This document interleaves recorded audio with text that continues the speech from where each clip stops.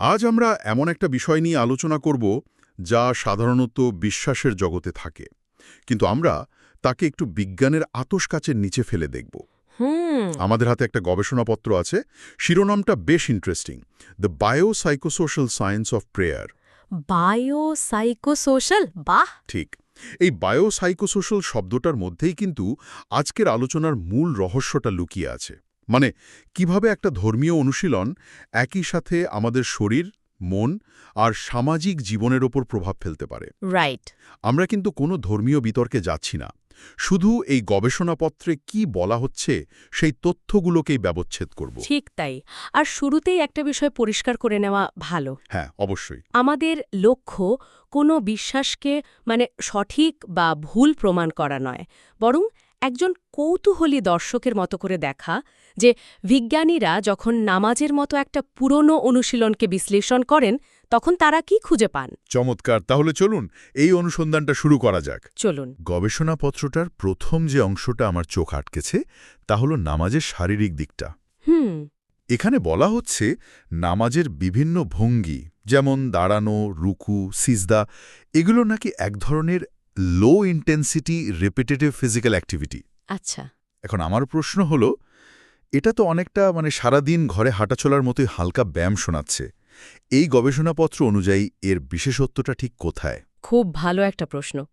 সাধারণ হাঁটাচলার সাথে এর মূল পার্থক্যটা হল এর সুনির্দিষ্ট কাঠামো আর ভঙ্গিমায়। কাঠামো? হ্যাঁ, পেপারটিতে ২০১৮ সালের একটা গবেষণার কথা বলা হয়েছে, যেখানে নামাজের এই ভঙ্গিগুলোকে যোগব্যায়ামের কিছু আসনের সাথে তুলনা করা হয়েছে। ও, যোগব্যায়াম।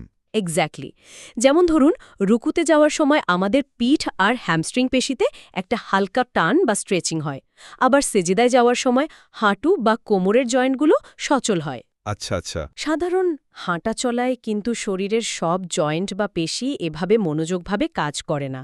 তাই গবেষকরা বলছেন এটা শুধু ক্যালোরি বার্ন করার মতো হালকা ব্যায়াম নয়, বরং এটি জয়েন্টের গতিশীলতা জয়েন্ট মোবিলিটি আর পেশির নমনীয়তা বা মাসেল ফ্লেক্সিবিলিটি বাড়াতেও সাহায্য করে। আমাদের এই যে বসে থাকার জীবন, সেডেন্টারি লাইফস্টাইল, হ্যাঁ, এই জীবনে এটা একটা বড় ব্যাপার কিন্তু। তার এটা শুধু নড়াচড়া নয়, এটা এক ধরনের একটা মনোযোগ, শারীরিক পরিচর্যা। ঠিক। কিন্তু এখানে আরও একটা বিষয় আছে যা আমাকে সত্যি ভাবিয়েছে, সিজদার প্রভাব। হ্যাঁ, এটা বেশ ইন্টারেস্টিং একটা পয়েন্ট। সোর্সে বলা হচ্ছে সিজদার সময় আমাদের মাথা হৃৎপিণ্ডের চেয়ে নিচে থাকে, যার ফলে মস্তিষ্কে রক্ত সঞ্চালন বা সেরিব্রাল ব্লাড ফ্লো বেড়ে যায়। এটা শুনতে যতটা সহজ মনে হচ্ছে, এর প্রভাব কি আসলেই ততটা গভীর? এখানকার ধারণাটা সত্যি অসাধারণ। দেখুন, আমাদের মস্তিষ্ক হলো শরীরের সবচেয়ে বেশি শক্তি ব্যবহারকারী একটা অঙ্গ। রাইট। একটা সচল রাখতে প্রচুর অক্সিজেন আর পুষ্টির দরকার হয়, যা রক্তের মাধ্যমে পৌঁছায়। যখন সিজদার কারণে সাময়িকভাবে মস্তিষ্কে রক্তপ্রবাহ বাড়ে, তখন কোষগুলো ব্রেইন সেলগুলো বাড়তি অক্সিজেন আর পুষ্টি পায়। ও। গবেষণাপত্রটি বলছে এর ফলে মনোযোগ বা অ্যাটেনশন এবং মানসিক স্বচ্ছতা মেন্টাল ক্ল্যারিটি বাড়তে পারে। তার আমি যদি ঠিক বুঝে থাকি, পেপারটা একরকম একটা বিল্ট ইন বায়োহ্যাকের দিকে ইঙ্গিত করছে। হ্যাঁ, বায়োহ্যাক শব্দটা ভালো। আজকের যুগে মানুষ তো ব্রেন ফাংশন বাড়ানোর জন্য কত কি করছে, কোল্ড প্লাঞ্চ থেকে শুরু করে বিভিন্ন সাপ্লিমেন্ট। আর এই গবেষণা বলছে যে সমাধানটা হয়তো বহু পুরনো একটা অনুশীলনের মধ্যেই ছিল। এটা তো দারুণ এক দৃষ্টিকোণ। হ্যাঁ, বিজ্ঞানের চোখে দেখলে ব্যাপারটা বেশ যুক্তিযুক্ত মনে হয়, যদিও এটা প্রমাণ করার জন্য আরও বড় মাপের গবেষণা দরকার। অবশ্যই। কিন্তু তত্ত্বগতভাবে এর ভিত্তিটা বেশ মজবুত। শরীরের ভঙ্গি পরিবর্তন করে মস্তিষ্কের কার্যকারিতায় প্রভাব ফেলার ধারণাটা নিউরোসায়েন্সে কিন্তু নতুন নয়। এই শারীরিক ভঙ্গি আর মস্তিষ্কের সংযোগটা সত্যিই আকর্ষণীয়। মনে হচ্ছে যেন শরীর মনকে কোনো কিছুর জন্য প্রস্তুত করছে। এই শারীরিক শান্ত অবস্থাটা কি মানসিক স্বাস্থ্যের ওপর কোনো প্রভাব ফেলে? যেমন আজকের যুগের সবচেয়ে বড় সমস্যা স্ট্রেস আর উদ্বেগ নিয়ে গবেষণাপত্রটিতে কি বলা হয়েছে? অবশ্যই। আলোচনার এই অংশটা সম্ভবত অনেকের জন্যই সবচেয়ে প্রাসঙ্গিক। আমারও তাই মনে হয়। পেপারটিতে বলা হচ্ছে নামাজের ৩টি উপাদান, মনোসংযোগ বা ফোকাসড অ্যাটেনশন, পুনরাবৃত্তিমূলক শব্দ বা বাক্য উচ্চারণ আর ধীর ছন্দবদ্ধ শ্বাস-প্রশ্বাস এগুলো মানসিক চাপ কমাতে সাহায্য করে। এর পেছনের বিজ্ঞানটা কি? এর পেছনের বিজ্ঞানটা হল আমাদের স্নায়ুতন্ত্র বা নার্ভাস সিস্টেমের খেলা। নার্ভাস সিস্টেমের খেলা। এটা একটু সহজ করে ব্যাখ্যা করলে কেমন হয়? নিশ্চয়ই। আমাদের শরীরটা যদি একটা গাড়ি হয় তাহলে এর একটা অংশ হল অ্যাক্সেলারেটর, যা আমাদের ফাইট অর ফ্লাইট মোডে নিয়ে যায়। বিপদের সময় যেটা কাজ করে। একদম। একে বলে সিম্প্যাথেটিক নার্ভাস সিস্টেম। আর অন্য অংশটা হল ব্রেক, যা শরীরকে রেস্ট অ্যান্ড ডাইজেস্ট মোডে নিয়ে আসে। মানে শরীরকে শান্ত করে আর শক্তি সঞ্চয় করতে সাহায্য করে।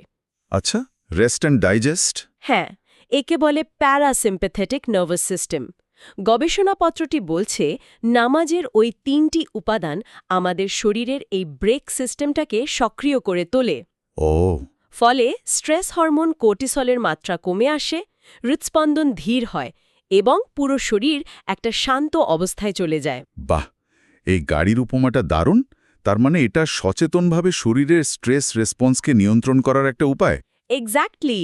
সোর্সে দুফেস এবং তার সহকর্মীদের একটা গবেষণার কথা বলা হয়েছে, যেখানে হার্ট রেট ভেরিয়েবিলিটি বা এইচআরভির কথা উল্লেখ আছে। এই বিষয়টা কি? হার্ট রেট ভেরিয়েবিলিটি বা এইচআরভি হল স্ট্রেস পরিমাপের একটা খুব নির্ভরযোগ্য সূচক। বিষয়টা বেশ মজার।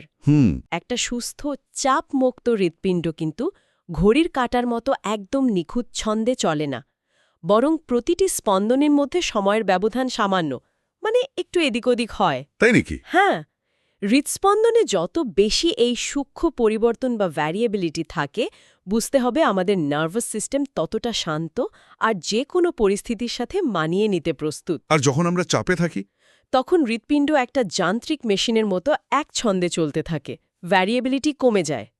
ডফিশের গবেষণায় দেখা গেছে নামাজ এই এইচআরভি বাড়াতে সাহায্য করে, যা কম স্ট্রেসের একটা শারীরিক প্রমাণ। তার মানে সুস্থ হার্ট মানে মেট্রোনোমের মতো স্থির তাল নয়, বরং একজন শিল্পীর মতো নমনীয় তাল। এটা তো প্রচলিত ধারণার ঠিক উল্টো। এক্কেবারে। আর শ্বাস-প্রশ্বাসের ব্যাপারটা, নামাজে কোরআন পাঠের সময় যে নিয়ন্ত্রিত শ্বাস-প্রশ্বাস চলে, সেটাও কি এর অংশ? এটা তো অনেকটা আধুনিক যুগের মাইন্ডফুলনেস বা ব্রেথওয়াক অনুশীলনের মতো শোনাচ্ছে। কৌশল বহু পুরনো অনুশীলনের একটা অংশ। আচ্ছা। গবেষণাপত্রটি বলছে এই ধরনের ছন্দময় শ্বাসপ্রশ্বাস ফুসফুসের কার্যকারিতা বাড়াতে পারে এবং শরীরে অক্সিজেনের ব্যবহার আরও দক্ষ করে তুলতে পারে। কিভাবে? যখন আমাদের শ্বাসপ্রশ্বাস শান্ত আর গভীর হয়, তখন এটা সরাসরি আমাদের মস্তিষ্ককে সংকেত পাঠায় যে সবকিছু ঠিক আছে, তুমি এখন শান্ত হতে পারো। তাই এটা শুধু শারীরিক উপকারই করে না, মানসিক শান্তিতেও বড় ভূমিকা রাখে। বেশ, তাহলে আমরা শারীরিক ও মানসিক দিকগুলো নিয়ে কথা বললাম। এবার আসা যাক জীবনধারার উপর এর প্রভাব নিয়ে। হ্যাঁ, লাইফস্টাইল। দিনে 5 বার নির্দিষ্ট সময়ে নামাজ আদায় করার একটা নিয়ম আছে। আমাদের জীবন তো এখন পুরোপুরি অনিয়মিত। মাঝরাতে ফোন ঘাঁটা, যখন খুশি খাওয়া দাওয়া। এই নিয়মনিষ্ঠা কি আমাদের শরীরের ভেতরের ঘড়ি বা সার্কাইডিয়ান রিদমের উপর কোনো ইতিবাচক প্রভাব ফেলে? এটা একটা খুব গুরুত্বপূর্ণ দিক। আমাদের শরীরের ভেতরে একটা 24 ঘন্টার ঘড়ি চলে, যাকে সার্কাডিয়ান রিদম বা বডি ক্লক বলে। রাইট। এটা আমাদের ঘুম, হজম, হরমোন সব কিছু নিয়ন্ত্রণ করে। আধুনিক জীবনের অনিয়ম এই ঘড়িটাকে প্রায় এলোমেলো করে দেয়। গবেষণাপত্রটি বলছে দিনের নির্দিষ্ট সময়ে কিছু কাজ করা, যেমন 5 ওয়াক্ত নামাজ, এই অভ্যন্তরীণ ঘড়িটাকে একটা স্থিতিশীল কাঠামো বা অ্যাঙ্কার দেয়। অ্যাঙ্কার? হ্যাঁ, একটা নোঙরের মতো। যখন শরীর জানে যে দিনের নির্দিষ্ট সময়ে নির্দিষ্ট কিছু কাজ হবে, তখন তার পক্ষে ঘুম জাগরণের চক্রটা ঠিক রাখা সহজ হয়। আচ্ছা। এর বাইরেও এটা আমাদের মধ্যে সময়ে শৃঙ্খলা এবং আত্মনিয়ন্ত্রণ গড়ে তুলতে সাহায্য করে, যা জীবনের অন্য ক্ষেত্রেও কাজে লাগে। আর এর সামাজিক দিকটা? জামাতে বা দলবদ্ধভাবে নামাজ পড়ার যে রীতি, সেটা নিয়ে পেপারটিতে কি বলা হয়েছে? এটাও খুব জরুরি একটা পয়েন্ট। আমার তো আগে মনে হতো এটা কেবল একসাথে হওয়ার একটা উপলক্ষ, কিন্তু এর পেছনে কি আরও গভীর কোনো মনস্তাত্ত্বিক কারণ আছে? অবশ্যই আছে। মনোবিজ্ঞানের ভাষায় মানুষের মানসিক স্বাস্থ্যের জন্য সবচেয়ে শক্তিশালী রক্ষাকবচ হল সামাজিক সংযোগ বা সোশ্যাল কানেকশন। হুম। একাকিত্ব আর সামাজিক বিচ্ছিন্নতা আধুনিক সমাজের সবচেয়ে বড় সমস্যাগুলোর একটি।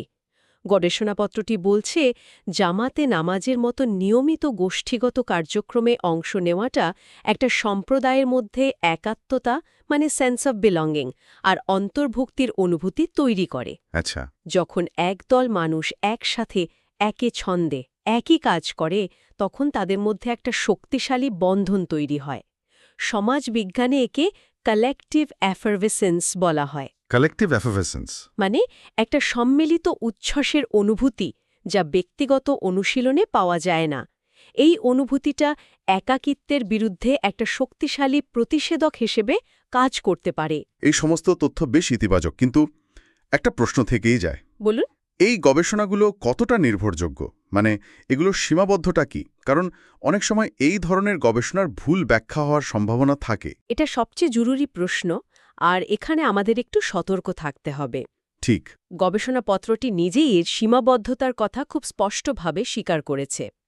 প্রথমত, এই বিষয়ে বড় আকারের র্যান্ডমাইজড ক্লিনিক্যাল ট্রায়াল, মানে যেগুলো চিকিৎসা গবেষণার গোল্ড স্ট্যান্ডার্ড, হ্যাঁ। সেগুলো প্রায় নেই বললেই চলে। বেশিরভাগ গবেষণাই পর্যবেক্ষণমূলক বা অবজারভেশনাল। পর্যবেক্ষণমূলক গবেষণা মানে কি? এর সমস্যাটা কোথায়? সহজভাবে বললে, পর্যবেক্ষণমূলক গবেষণা দুটি বিষয়ের মধ্যে একটা সম্পর্ক বা কোরিলেশন দেখাতে পারে, কিন্তু সরাসরি কারণ ও ফলের সম্পর্ক মানে কজ অ্যান্ড ইফেক্ট প্রমাণ করতে পারে না। একটা উদাহরণ দেওয়া যায়? নিশ্চয়ই। যেমন একটা গবেষণা হয়তো দেখালো যে যারা নিয়মিত নামাজ পড়েন তাদের মধ্যে হৃদরোগের ঝুঁকি কম, কিন্তু এর মানে এই নয় যে নামাজই হৃদরোগ কমাচ্ছে। ও আচ্ছা। এমনও হতে পারে যে যারা নামাজ পড়েন তারা হয়তো ধূমপান কম করেন বা স্বাস্থ্যকর খাবার খান, আর সে কারণে তাদের হৃদরোগের ঝুঁকি কম। বুঝতে পেরেছি। এই গবেষণাপত্রটি তাই বারবার জোর দিয়ে বলছে যে নামাজকে কোনো চিকিৎসার বিকল্প হিসেবে দেখা উচিত নয়, বরং এটিকে একটি সহায়ক জীবনচর্চা বা সাপোর্টিভ লাইফস্টাইল প্র্যাকটিস হিসেবে বর্ণনা করা হয়েছে, যার কিছু সম্ভাব্য স্বাস্থ্যগত উপকারিতা থাকতে পারে। এই স্বচ্ছতাটা খুব গুরুত্বপূর্ণ। তাহলে এতক্ষণেরই দীর্ঘ আলোচনার পর আমরা যদি মূল বিষয়গুলো এক জায়গায় আনতে চাই তাহলে কি দাঁড়ায়? আমার কাছে যা মনে হচ্ছে, এই গবেষণাপত্রটি নামাজকে শুধু একটা ধর্মীয় আচার হিসেবে না দেখে বরং একটা সমন্বিত বায়োসাইকোসোশ্যাল প্যাকেজ হিসেবে তুলে ধরছে। একদম ঠিক। এখানে হালকা শারীরিক ব্যায়াম যা আমাদের শরীরকে সচল রাখছে, মনস্তাত্ত্বিক কৌশল যেমন মেডিটেশন আর শ্বাস-প্রশ্বাসের নিয়ন্ত্রণ যা আমাদের মনকে শান্ত করছে, এবং সামাজিক সংযোগ যা আমাদের একাকিত্ব দূর করে সম্প্রদায়ের অংশ হতে সাহায্য করছে। এই সবগুলো দিক একসাথে কাজ করছে। এটা কোনো একটা উপাদানের প্রভাব নয়, বরং সবকিছু সম্মিলিত ফল। তাহলে পুরো আলোচনাটা শেষ করার আগে আমাদের শ্রোতাদের জন্য একটা চূড়ান্ত চিন্তার খোরাক রেখে যাওয়া যাক। অবশ্যই। আজকের যুগে আমরা সবকিছুকে আলাদা আলাদা বাক্সে পুরে ফেলেছি। শারীরিক সুস্থতার জন্য জিমে যাই, যার জন্য আলাদা সময় আর অর্থ খরচ হয়। ঠিক। মানসিক শান্তির জন্য মেডিটেশন অ্যাপ ব্যবহার করি, সেটার জন্য আরেকটা বাক্স। আর সামাজিক সংযোগের জন্য বিভিন্ন ক্লাব বা গেট টুগেদারের আয়োজন করি, যা তৃতীয় একটা বাক্স। সবই আলাদা আলাদা। এই গবেষণাপত্রটা আমাদের ভাবতে বাধ্য করে, আমরা কি আধুনিক জীবনে সবকিছুকে এতটাই খণ্ডিত করে ফেলেছি যে এমন কোনো সমন্বিত ঐতিহ্যবাহী অনুশীলনকে এড়িয়ে যাচ্ছি যা হয়তো একাই এই সবগুলো বাক্সকে একসাথে ধরে রাখতে পারত? দারুণ একটা প্রশ্ন। এই প্রশ্নটা নিয়েই আজকের আলোচনা শেষ